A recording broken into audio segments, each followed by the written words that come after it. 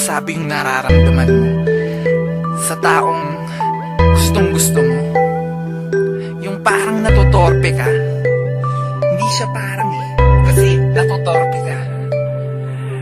Hindi mo alam kung paano sasabihin yung nararamdaman mo. Diba?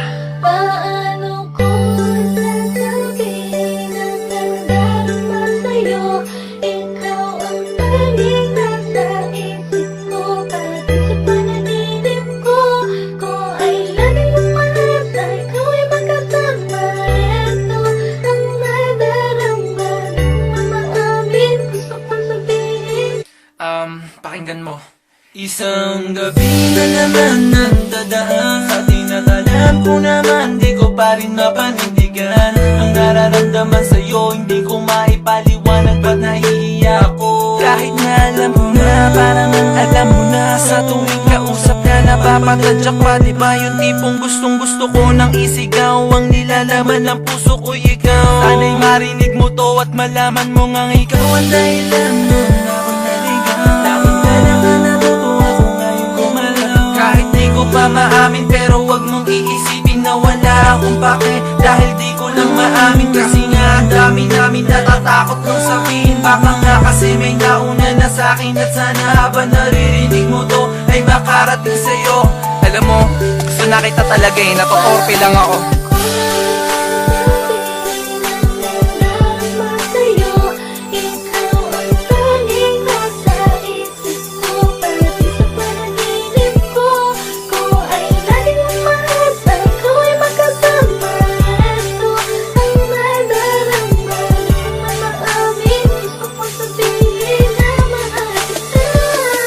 Yung tipo na gusto na nakita na kausapin, kaso di ko lang alam kung anong dapat kong sabihin. Pwede ba na makiusap na lang sa may itaas, na ang bigyan ng karagdagan ng lakas. Ikaw ang sabihin ko sa'yo, kahit na ang dami-dami namin na naghihintay sa'yo. Ang haba-haba man ang pila, di ko yan lahat ininda para lang makita mo hanggang saan ang kaya ko. Isinulat ko to sa'yo.